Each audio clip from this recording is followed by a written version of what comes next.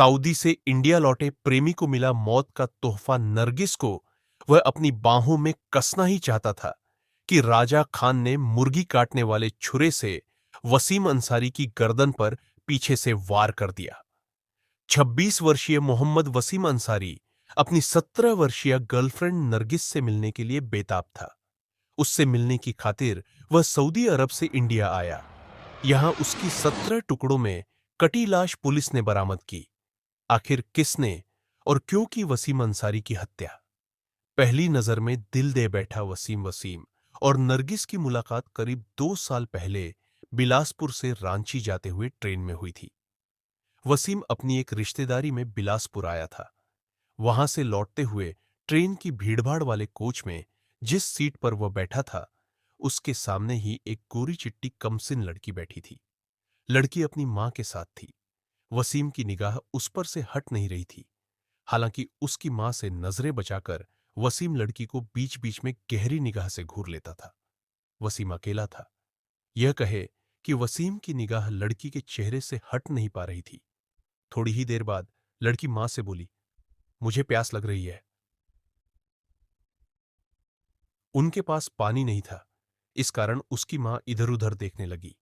वसीम ने अपने बैग से पानी की बोतल निकाली और आगे बढ़ा दी। लड़की ने बोतल को थाम लिया।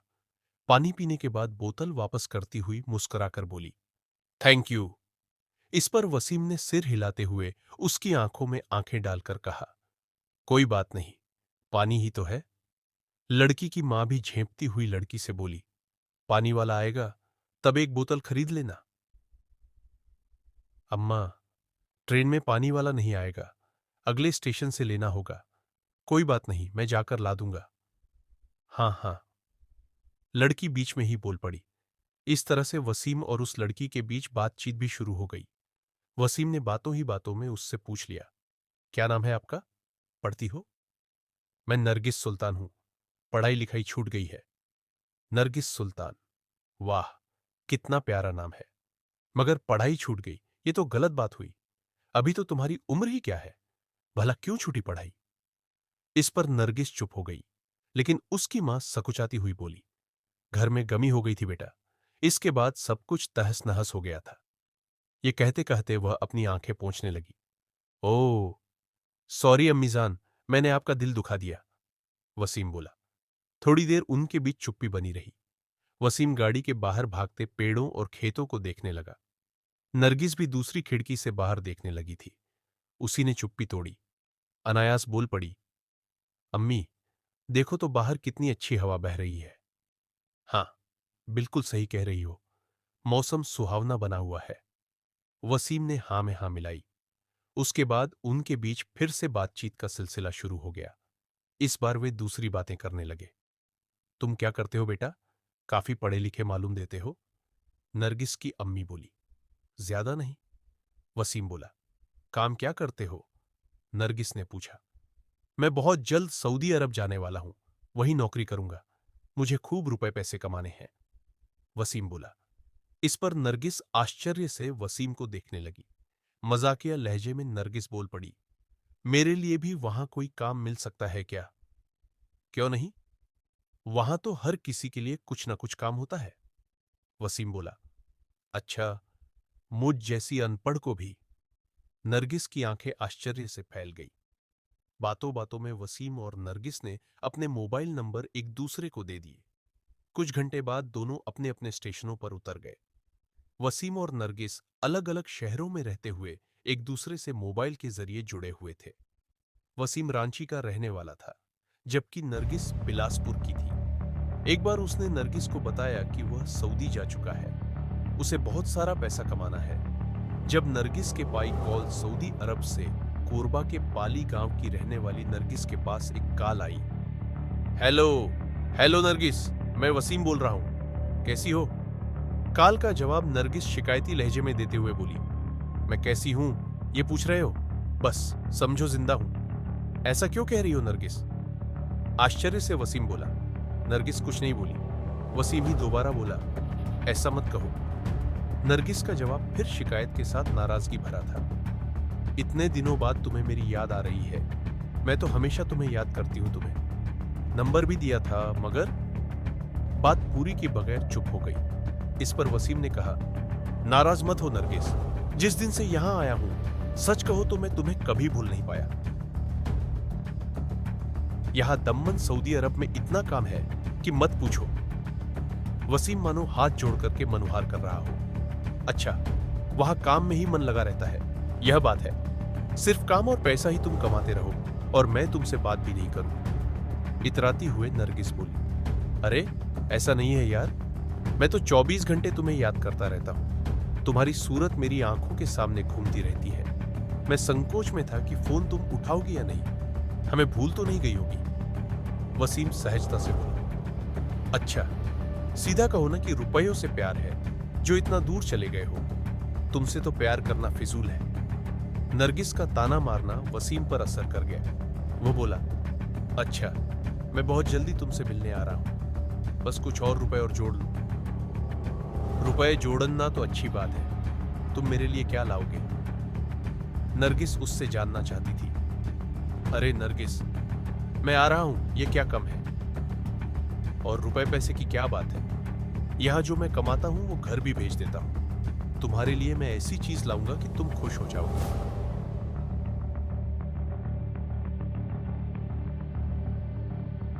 और हां, अभी एक गिफ्ट मैं यहां से तुम्हें भेज रहा हूं, अब तो खुश हो जाओ।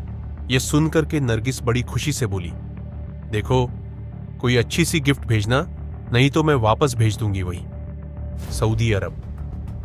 वसीम और नरगिस के बीच होने वाली ये बातें कोई पहली बार नहीं हो रही थी। वे अक्सर काफी देर तक रोजाना मोबाइल पर बात करते थे।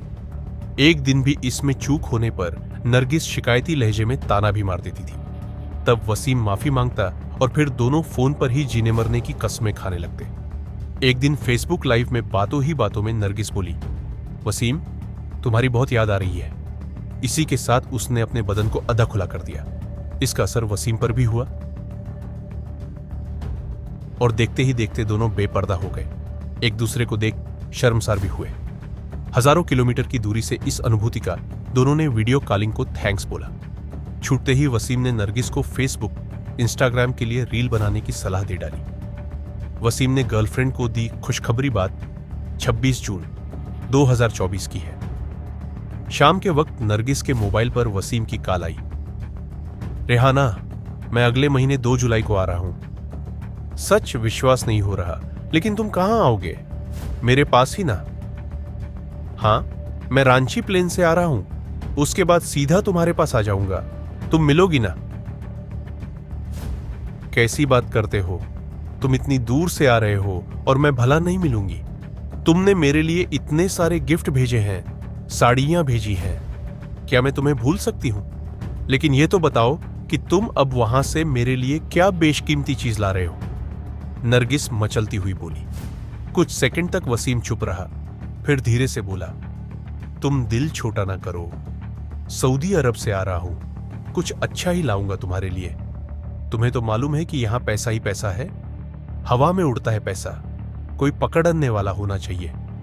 मैं यहां पैसे कमाने ही तो आया हूं और तुम्हारी दुआ से मैं यहां बहुत खुश हूं, मगर तुम्हारे प्यार के कारण आ रहा हूं। इसके बाद वसीम ने अपने घर परिवार के बारे में बातें की। बातों ही बातों में उसने बताया कि उसके परिवार वाले उसके निकाह की तैयारी कर रहे हैं, लड़की तलाश रहे हैं। यह सुनकर नरगिस रुआंसी हो गई। वसीम ने बताया कि वह पहले उससे मिलने के लिए आ रहा है, उसके बाद ही वह अपने घर रांची, झारखंड जाएगा। इस पर नरगिस सुल्तान ने कहा, ठीक है, जैसे ही रांची से रवाना होना मुझे बताना, मैं बिलासपुर आ जाऊंगी और फिर हम वहां से चैतमा आ जाएंगे। 2 जुलाई 2024 नरगिस को वसीम ने फोन किया, रेहाना मैं इंडिया आ चुका हूं और शाम तक रांची हमारा प्लेन लैंड करने वाला है। यह सुनकर के नरगिस बहुत खुश हो गई। वसीम भी नरगिस से मिलने की बात सोचकर बहुत ही प्रसन्न था। नरगिस ने भी कह दिया, मैं बिलासपुर आ रही हूं और वहां से हम लोग आगे का प्लान बना लेंगे। वसीम ने संशय से कहा, तुम फिजूल ही क्यों आ रही हो? मैं गाड़ी लेकर के तुमसे मिलने आ जाऊंगा। अरे नहीं, मेरे एक मुंहबोले भाई है ना बादशाह, उनके पास गाड़ी है, घूमते फिरते आ जाएंगे। रांची से सिर्फ 50 किलोमीटर ही तो है बिलासपुर।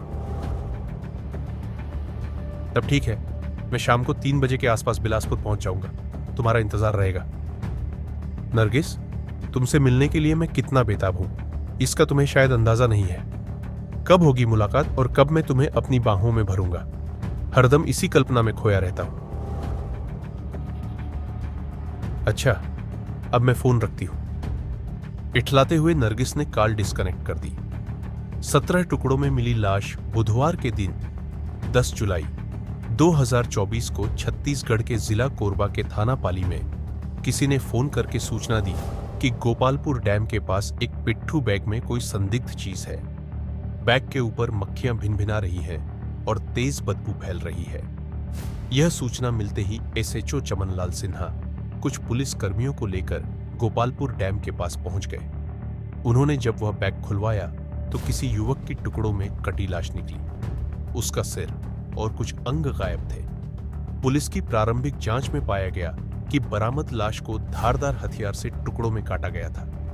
एसएचओ ने यह जानकारी कोरबा के एसपी सिद्धार्थ तिवारी के साथ साथ कोटघरा शहर की एडिशनल एसपी नेहा वर्मा और एसडीओपी पंकज ठाकुर को भी दे दी गई। एफएसएल यूनिट प्रभारी सत्यजीत कोसरिया और थाना पाली, चौकी चेतमा सहित साइबर टीम को सूचना दे दी। एसपी के निर्देश पर उपरोक्त अधिकारियों की टीम मौके पर गई। वहां की गई सूक्ष्म जांच के सिलसिले में गोताखोरों ने डैम में दोपहर तक मृतक का सिर व अन्य लापता अंगों से भरी एक बोरी तलाश ली। बरामद बैग में लाश के टुकड़ों के साथ एक आधार कार्ड, पासपोर्ट एवं एक फ्लाइट टिकट भी मिली। उन दस्तावेजों की जांच के आधार पर मृतक की पहचान मोहम्मद वसीम अंसारी पुत्र मोहम्मद जमीर अंसारी के रूप में हुई। उसकी उम्र 26 साल थी और वह कांता तोला, रांची, झारखंड का निवासी था।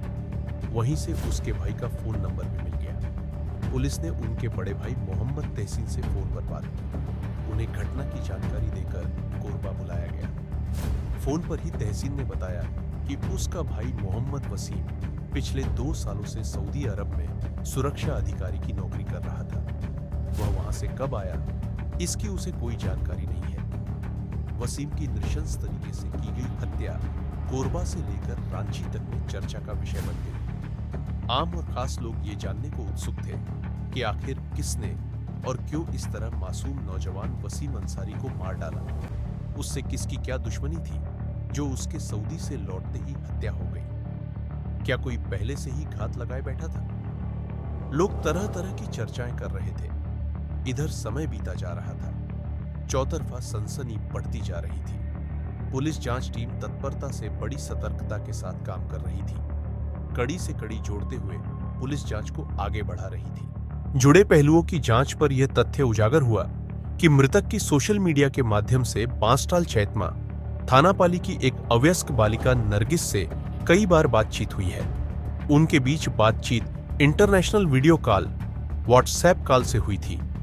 बरामद मोबाइल में संयोग से उन दोनों की बातचीत के रिकॉर्डिंग क्लिप्स भी थे। क्यों की गई वसीम की हत्या? पुलिस ने जब नरगिस के बारे में खोजबीन की तब वह अपने घर से गायब मिली। उसके बारे में यह भी पता चला कि वह अपने किसी राजा खान उर्फ बादशाह नाम के प्रेमी के साथ फरार है। पुलिस नरगिस के साथ साथ राजा खान की भी तलाश करने लगी। जल्द उनका पता चल गया। वे ओडिशा के राउरकेला में एक होटल से पकड़े गए। उन्हें कोरबा लाकर पूछताछ शुरू की गई। नरगिस सुल्तान के चेहरे से मासूमियत झलक रही थी, जो शायद कमसिन उम्र का तकाजा था। चेहरे की ताजगी बता रही थी कि वह बेकसूर है। वह डरी सहमी थी। उसने वसीम के साथ किसी तरह की जान पहचान होने से साफ साफ इनकार कर दिया। बड़े सामान्य ढंग से उसने पुलिस को बताया कि वह मोहम्मद वसीम नाम के किसी व्यक्ति से मिली ही नहीं है, मगर पुलिस के पास उसकी और वसीम की बातचीत के सबूत थे। पुलिस जांच टीम के एक सदस्य ने सख्ती के साथ पूछताछ की और मोबाइल ट्रेस की जानकारी सामने रखी तो वह टूट गई। इसके बाद उसने जो घटनाक्रम बयान किया उससे वसीम की हत्या की तस्वीर भी सामने आ गई। महज 17 साल की नरगिस ने बताया कि वह राजा से मोहब्बत करती है और अपने परिवार को छोड़ चुकी है। दोनों साथ रहते हैं। इसी के साथ उसने बताया कि उसने पैसों के लालच में प्रेमी के साथ मिलकर वसीम की हत्या की।